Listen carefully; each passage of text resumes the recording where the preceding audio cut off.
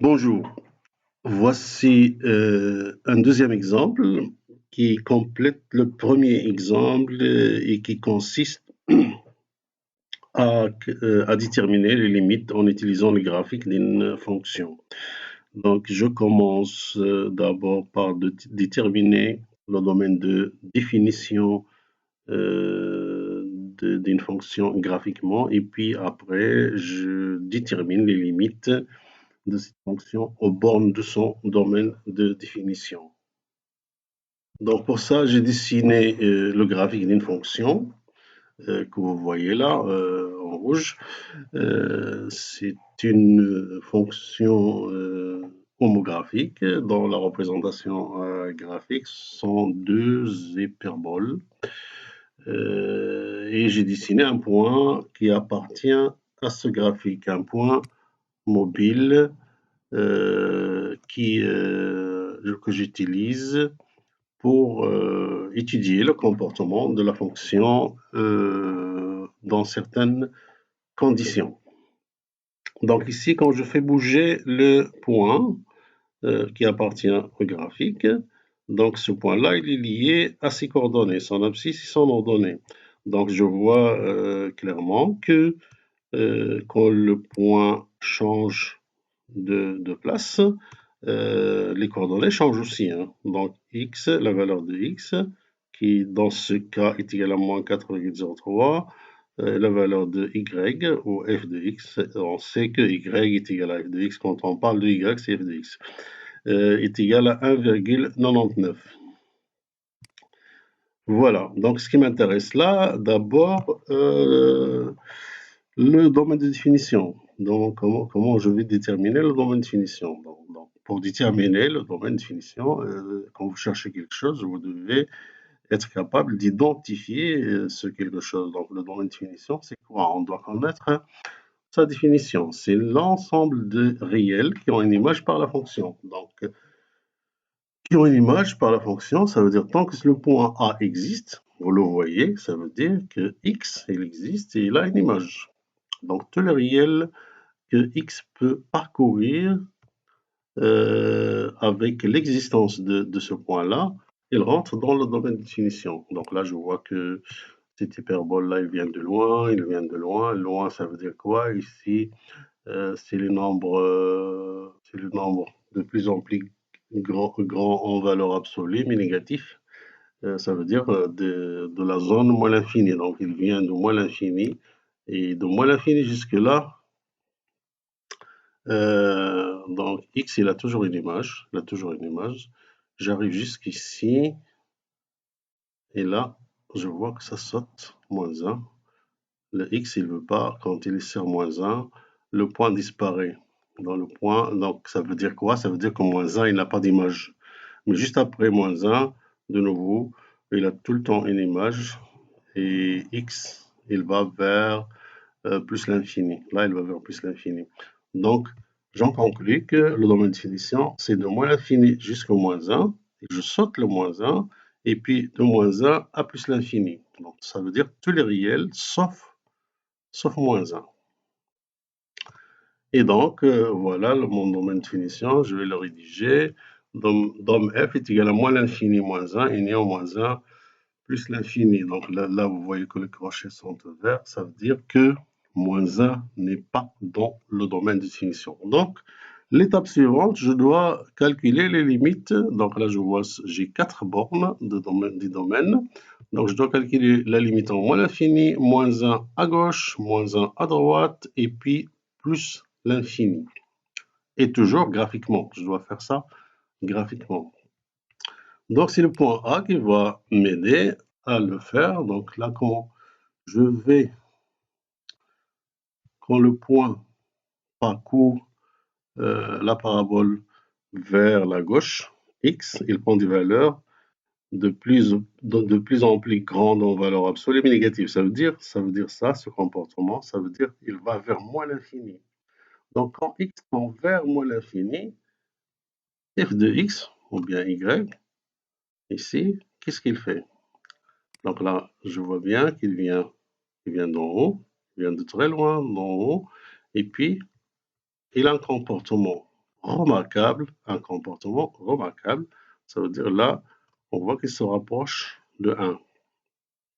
Et d'ailleurs, vous pouvez le constater ici. Vous voyez que la branche parabolique ici, il se rapproche de cette droite, mais sans jamais la traverser. Cette droite, ça constitue une asymptote. Donc, je vais la dessiner, cette asymptote d'équation y est égale à 1. Et donc, cette branche parabolique, là, il se rapproche de cette asymptote sans jamais la traverser. Et donc, le point, il ne peut jamais se poser sur la droite. Et donc, y, il ne peut jamais prendre la valeur 1. Il va se rapprocher énormément de 1 sans jamais prendre la valeur 1, mais il va prendre des valeurs qui sont supérieures à 1, mais sans jamais prendre la valeur de 1. Ça veut dire là, y, il se rapproche de 1 plus. Donc, le x tend vers 1 plus. Et donc, j'en conclus que la limite quand x tend vers moins l'infini, quand x va vers moins l'infini, f de x, il fait quoi? Il se rapproche de 1 plus. Et donc, la limite ici, je vais la rédiger, c'est celle-ci. Donc, limite quand x tend vers moins l'infini de f de x est égal à 1 plus.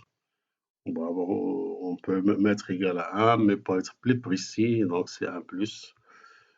Et puis, pour les autres limites, donc là, quand je vais faire rapprocher le x de moins 1, et quand x se rapproche de moins 1 de la gauche, donc quand x prend des valeurs de plus en plus proches de moins 1, mais qui lui sont inférieures, je vois, vous l'avez vu, donc ici, le comportement de y, donc il va très loin vers le haut, donc il prend des valeurs positives de plus en plus grandes, ça veut dire qu'il tend vers plus l'infini. Et donc là, j'en conclus que la limite quand x tend vers moins 1 moins de f de x est égale à plus l'infini. Je rédige ça. Et donc, j'ai limite quand x tend vers moins 1 moins de f de x est égal à plus l'infini. Voilà. Donc, je fais la même chose pour moins 1 moins. Vous voyez, quand je me rapproche de moins 1 plus, pardon, moins 1 plus, quand je prends des valeurs de plus en plus proches de moins 1, mais qui sont supérieures à moins 1, je vois quoi? Je vois ici que le y, il va vers le bas. Il va très loin vers le bas.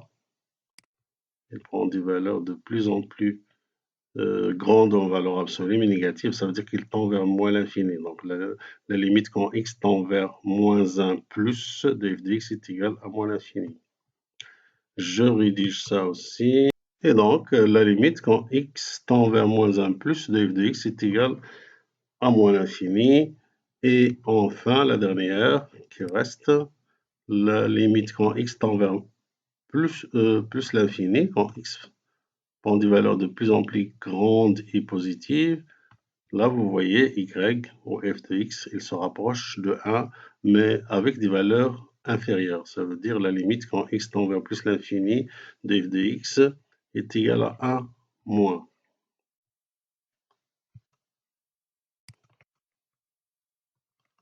Donc, limite quand x tend vers plus l'infini de f de x est égal à 1 moins. Très bien. Là, j'ai mis le plus et le moins pour être plus précis. Vous allez voir pourquoi. Donc, ici, j'ai tous les résultats. Donc, j'ai mon domaine de finition, j'ai les 4 limites au bord du domaine de finition, mais dans quelle relation avec les asymptotes? Là, je vois qu'il y a une asymptote horizontale, il y a aussi une asymptote verticale d'équation x est égal à 1, est égal à moins 1, pardon. Donc, j'ai deux asymptotes. Quelle est la relation entre les calculs des limites et des asymptotes? Ah ben, c'est simple, je vais vous l'expliquer. Donc ici, vous voyez, quand la limite, quand x tend vers plus ou moins l'infini, quand x tend vers plus ou moins l'infini, je prends que ça. Quand x tend vers moins l'infini, de f de x, ça donne 1. Ça veut dire ici, tend vers moins l'infini, je suis à gauche de mon repère. Ça veut dire qu'il y a une asymptote horizontale à gauche. Ici, celle-là, celle-ci. Ici, de ce côté-là, il y a une asymptote horizontale. Et le 1 plus, quand j'ai le résultat c'est 1 plus, je sais que le graphique, donc quand je parle d'une asymptote ici, le graphique il peut être en bas ou bien en haut. Il peut être au-dessus ou en dessous de l'asymptote. Mais là, c'est 1 plus, ça veut dire que la différence de la courbe et de l'asymptote, elle est positive. Et donc, ça veut dire que la courbe est au-dessus de l'asymptote. Le plus là, il me donne le signe que la courbe est au-dessus. Donc là, il existe une asymptote horizontale à droite. Et là, quand x tend vers plus l'infini, donc de ce côté-là, est égal à 1 moins. Donc là, il existe une asymptote horizontale à droite. Donc là, j'ai à droite et à gauche. Donc ça me fait une grande droite. Et donc le 1 moins, ça veut dire que la courbe est en dessous de l'asymptote. Bien. Pour ces deux-là, quand x tend vers un réel, et ça dans l'infini, là, c'est l'existence d'une asymptote verticale. L'équation x est égale à moins 1. Donc, vous pouvez avoir des exercices de ce genre-là. Je vous donne par exemple ceci, et je vous demande une interprétation graphique. Donc, vous avez ce résultat-là, et vous me faites une interprétation graphique. Là, vous voyez que dans le domaine de finition, le moins 1 n'est pas dedans. Et tout de suite, ici, vous allez conclure qu'il y a une asymptote verticale. Vous allez la tracer. Et puis, là, ce résultat-là et celui-ci, vous saurez qu'il y a, ça vous donne les indications de l'existence d'une asymptote horizontale. Et puis, vous allez tracer les bouts, donc les branches paraboliques de votre graphique qui donne une interprétation correcte de ce résultat. Voilà, donc ce sera l'objet de l'exercice suivant.